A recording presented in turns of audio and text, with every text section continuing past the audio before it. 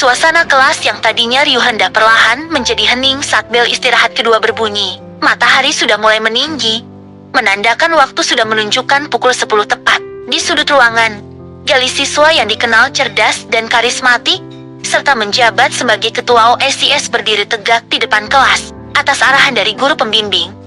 Ia ditunjuk untuk memimpin kepanitiaan acara perpisahan sekolah yang sebentar lagi akan digelar. Hari ini, ia sedang membagi tugas kepada teman-temannya, memastikan setiap detail acara berjalan lancar. Nena, yang duduk di barisan tengah, memperhatikan dengan seksama. Ia tahu, hari ini namanya kemungkinan besar akan disebut untuk terlibat dalam kepanitiaan tersebut. Teman-teman, tanpa terasa waktu berjalan begitu cepat. Sebentar lagi kita akan mengadakan acara perpisahan. Namun sebelum itu, ada hal penting yang ingin saya sampaikan, ujar Gali dengan suara lantang namun tenang. Kita sepakat bahwa tema utama tahun ini adalah tentang kasih sayang. Bukan hanya sekadar perayaan biasa, tapi sekolah ingin kita mengadakan aksi sosial yang bermanfaat bagi masyarakat. Ini sebagai pengingat bagi kita semua, betapa berharganya rasa kasih sayang dalam hidup. Jelas Gali panjang lebar. Ia memandangi seluruh teman-temannya satu persatu. Rencananya, kita akan wujudkan rasa kasih sayang itu bukan hanya lewat kata-kata, tapi tindakan nyata. Kita berbagi kebahagiaan dengan orang-orang di sekitar kita. Entah itu saudara, teman, sahabat, maupun orang tua kita sendiri. Semoga dengan kegiatan ini, hati kita semua bisa lebih peka dan lembut. Penjelasan Gali disambut dengan tepuk tangan meriah dari seluruh siswa yang hadir. Wajah mereka tampak antusias menyambut ide yang begitu mulia tersebut. Waktu terus berlalu.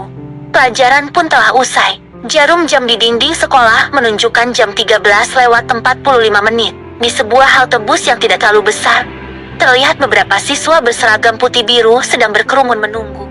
Di antara mereka, Nena berdiri sambil membetulkan letak tas punggungnya. Wajahnya tampak santai, menikmati angin siang yang berhembus cukup kencang untuk menghalau gerah. Sesuai janjinya pada papa tadi pagi, hari ini ia tidak pulang diantar mobil pribadi. Ia memilih menggunakan transportasi umum agar bisa menghabiskan waktu lebih lama bersama teman-temannya. Dari kejauhan, terdengar suara klakson bus kota yang mulai mendekat. Bus berwarna itu melambat dan akhirnya berhenti tepat di depan mereka. Pintu terbuka lebar, menyambut para penumpang. "Ayo, nah, buruan naik.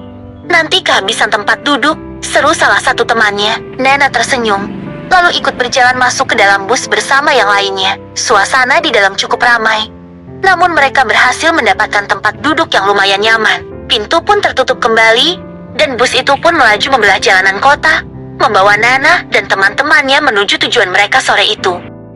Bus itu terus melaju membelah jalanan kota yang mulai padat. Di dalamnya, udara terasa cukup pengap dan sesak karena jumlah penumpang yang cukup banyak. Nena, yang tadinya duduk manis di dekat jendela bersama teman-temannya, kini berdiri tegak memegang tiang penyangga. Tadi, saat melihat seorang ibu hamil tua yang kesusahan mencari tempat duduk, tanpa berpikir panjang Nana langsung berdiri dan mempersilahkan ibu tersebut duduk di tempatnya. Teman-temannya sudah turun di halte sebelumnya, meninggalkannya sendirian di tengah kerumunan penumpang yang asing. Nana membiarkan tubuhnya ikut bergoyang mengikuti irama bus yang melaju. Matanya sesekali memandang keluar jendela, menikmati pemandangan kota yang lewat begitu saja.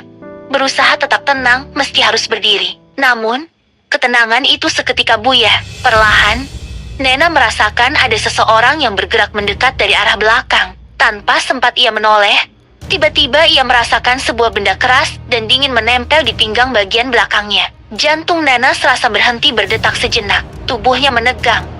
Keringat dingin mulai membasahi pelipisnya. Rasa takut yang luar biasa langsung menyergap seluruh pikirannya. "Jangan banyak omong, cepat serahkan uang dan dompetmu," desis suara berat dan kasar tepat di telinganya. Nana gemetar hebat. Matanya terbelalak ketakutan. Dengan tangan yang bergetar tak berdaya, ia perlahan meraba tasnya yang tersampil di bahu. Berniat membuka resletingnya untuk menyerahkan semua isinya demi keselamatan dirinya. Ia tidak berani melawan.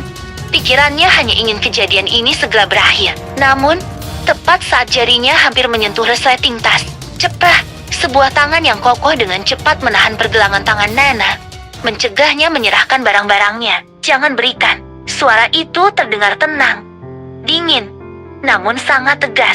Nana tertegun. Ia merasa heran.